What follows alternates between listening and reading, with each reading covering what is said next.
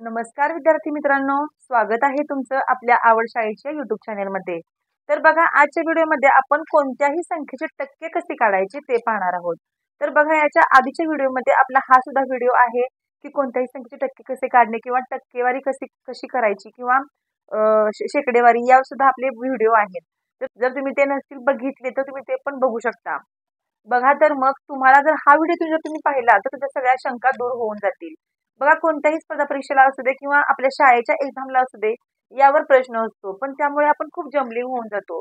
म्हणजे बघा, आता कसं असतं की दशांश अपूर्णांकात सुद्धा याचं आपल्याला आन्सर कधी कधी काढावं लागतं, त्यामुळे आपण खूप कन्फ्यूज होऊन जातो। पण काहीही कन्फ्यूज व्हायचं नाहीये, तुम्हाला एकदम सोप्या प्रकारे मी सांगणार आहे की कोणतीही संख्या असू दे त्याचे टक्के कसे काढायचे। तर चॅनेलवर अजून नवीन असेल तर चॅनेलला सबस्क्राईब करायला विसरू नका आणि हा व्हिडिओ शेवटपर्यंत बघा। शेजारील बेल आयकॉनलाही क्लिक करा, जेणेकरून तुम्हाला माझ्या व्हिडिओचे नोटिफिकेशन सर्वात पहिल्यांदा दिसेल। तर बघा, आपण आता व्हिडिओकडे वळूया। तुम्हाला एकदम सोप्या प्रकारे मी सांगणार आहे। बघा, व्हिडिओ अजिबात स्किप न करता शेवटपर्यंत बघा, जेणेकरून तुम्हाला समजेल की कोणत्याही संख्येचे टक्के आपण एका सेकंदामध्ये कसे काढू शकतो। बघा, आता आपण एक संख्या घेऊ। इथं समजा 755 संख्या आहे आणि या 755 चे आपल्याला 10% काढायचे आहे। 755 चे 10% म्हणजे किती?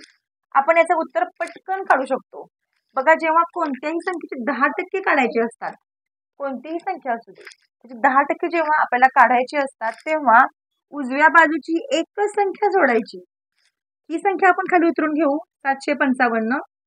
बघा, 10% जेव्हा आपल्याला काढायचे असतात तेव्हा उजव्या साईडची एकच संख्या सोडायची आणि इथं दशांश चिन्ह द्यायचं। झालं आपलं उत्तर। बघा, एका सेकंदामध्ये आपलं उत्तर झालेलं आहे। अशा प्रकारे तुम्हाला अशाच खूप खूप छान छान मी ट्रिक्स सांगणार आहे, त्यामुळे तुम्ही हा व्हिडिओ शेवटपर्यंत बघा। आता समजा याच आपल्याला 755 चे आपल्याला 1% काढायचा आहे। आपल्याला 1% काढायचा आहे। बघा, जेव्हा 10% काढायचे असतात कोणत्याही संख्येचे, तेव्हा शेवटची एकच संख्या सोडायची आणि दशांश चिन्ह द्यायचं। आणि जेव्हा 1% काढायचा असतो, बघा 1% जेव्हा काढायचा असतो, संख्या लिहून घेऊ 755। 1% असल्यानंतर शेवटच्या या दोन संख्या जोडायच्या, उजव्या बाजूच्या या दोन संख्या जोडायच्या आणि इथं दशांश चिन्ह द्यायचं। 7.55 एकदम सोप्या प्रकारे आहे। बघा, लक्षात ठेवा, एकदम सोपा आहे। 755 आपण 10% काढले, कोणत्याही संख्येचे 10% काढायचे असतील, शेवटची एकच संख्या सोडा, दशांश चिन्ह द्या। 1% काढायचं असेल, शेवटच्या दोन संख्या सोडा, दशांश चिन्ह द्या। तर अशा प्रकारे आपण हे पहिले एक्झाम्पल बघितलेलं आहे। आता आपण दुसरे एक्झाम्पल बघूया। बघा, आता आपल्याला समजा 460 चे 15% आपल्याला काढायचे आहे। 460 चे 15% म्हणजे किती? तर आपल्याला याचं उत्तर काढायचं आहे। बघा, कोणत्याही संख्येचे कितीही टक्के असू देत, त्याचा पहिल्यांदा आपण 1% काढून घ्यायचा। लक्षात ठेवा, फक्त त्याचा आपण पहिल्यांदा 1% काढून घ्यायचा। आता ह्या 460 चे आपण पहिल्यांदा 1% काढून घेऊ। 1% बरोबर मग किती? मी तुम्हाला मगाशी सांगितलेलं आहे। बघा, तुम्हाला मगाशी मी सांगितलेलं आहे की कसं काढायचं असतं 1%। फक्त शेवटच्या दोन संख्या सोडा आणि इकडे दशांश चिन्ह द्या। झालं आपलं 1% काढून। बघा, कोणतीही संख्या असू दे त्याचा पहिल्यांदा 1% काढायला शिका आणि मग आपल्याला जी संख्या दिलेली असते त्याला आपल्याला टक्के काढायचे आहे। आता आपण हे 1% काढलं, आता फक्त याला गुणिले 15 करा, गुणिले हे 15 करा आणि फक्त यांचा गुणाकार करा। 15 शून्य शून्य, 15 सख 90, शून्य हातचा आले 9, 15 चोक 60, 60 आणि हे 9 69। आता इथे पण आपल्याला तेच करायचं आहे। इथं पण आपल्याला दोन संख्या सोडायच्या आणि इथं दशांश चिन्ह आपल्याला द्यायचं आहे। तर बघा, अशा प्रकारे आपण याचं उत्तर काढलं आहे। जेव्हा उजव्या साईडला पॉइंट नंतर जेव्हा उजव्या साईडला जेव्हा 0 असतात तेव्हा हे 0 घेतले काय आणि नाही घेतले काय आपल्याला काही फरक पडत नाही। जर आपण हे 0 नाही घेतले तरी आपल्याला चालतं, आपलं उत्तर 69च आलेलं आहे। या पुढच्या पॉइंटचा आपण कधीही विचार करत नाही। बघा, हे 0 घ्या किंवा नाही घ्या, काहीही फरक पडत नाही। तर अशा प्रकारे याचं उत्तर 69.0 किंवा फक्त 69 असं आलेलं आहे। म्हणजे 460 चे 15% म्हणजेच 69। अशा प्रकारे आपण याचं उत्तर काढलेलं आहे। 14 चे आपल्याला 6% काढायचे। 14 चे 6% बरोबर किती? तुम्हाला मगाशी मी सांगितलेलं आहे, कोणतीही संख्या असू दे त्याचा पहिल्यांदा आपण 1% काढायचा. आता हे 14 आहे, याच्या आपल्याला 1% कसे काढायचे बघा. 14 आहे, तर बघा 1% काढताना शेवटच्या 2 संख्या सोडायच्या. आता काय करायचं, तिथं 2 संख्या आहेत, मग काय करायचं, काही हरकत नाही, 2 संख्या सोडा, इथं पॉइंट द्या. इथं पॉइंट आपल्याला द्यायचा आहे आणि इथं काही नाही, त्यामुळे इथं 0 घ्यायचं आपल्याला. अशा प्रकारे आपण 1% काढला. आता काय करायचंय तुम्हाला माहितीच आहे, गुणिले 6 करायचं. आपलं उत्तर पटकन येणार आहे. 6 चौक 24, 2 6 1 6 7 8 आणि हे 0.0 इकडं म्हणजे 0.84 असे याचं उत्तर आलेलं आहे. 14चे 6% म्हणजे 0.84 असे याचं उत्तर आपण काढलेलं आहे. बघा आता हे झालं सोप्या सोप्या संख्यांचं.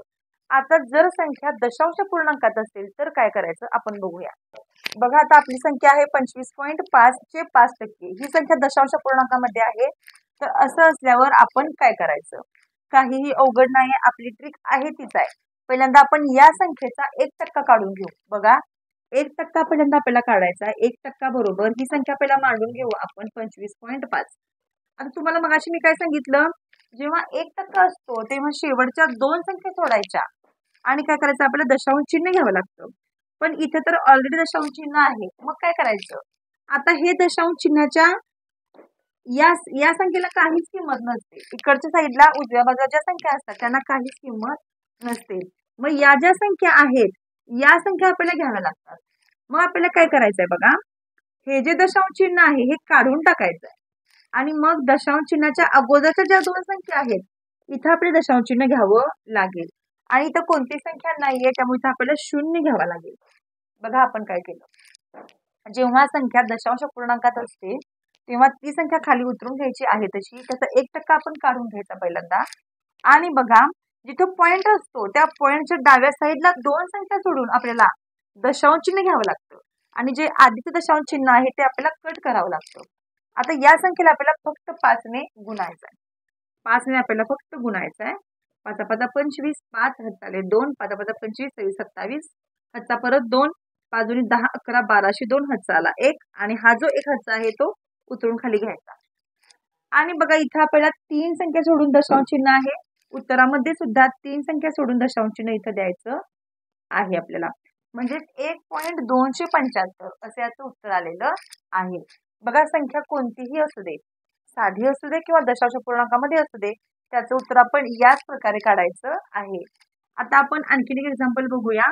तर आपण संख्या घेतलेली आहे 5.75 चे 1.2% बरोबर किती.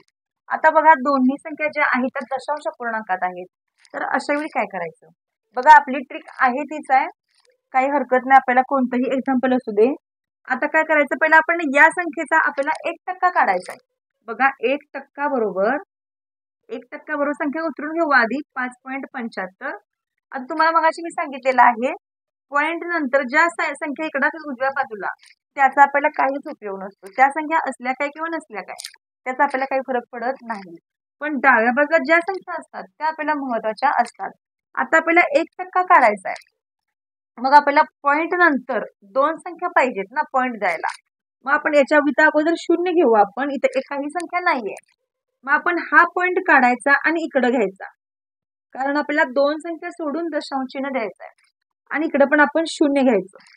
बघा संख्या कशी झाली 0.0575.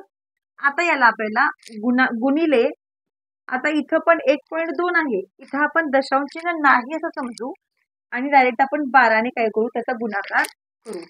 बघा 12 पंचे 60, 0 हातचाले 6, 12 सत्ते 84, 84 आणि हे 6 90 झाले, 0 इथं हातचाले 9, 12 पंचे 60, 60 आणि ते 9 69 झाले, 9 इथं हातचा 6 आणि हे जे 6 आहे ते इथं लिहून घ्या आणि हे 0 पॉइंट इकडं.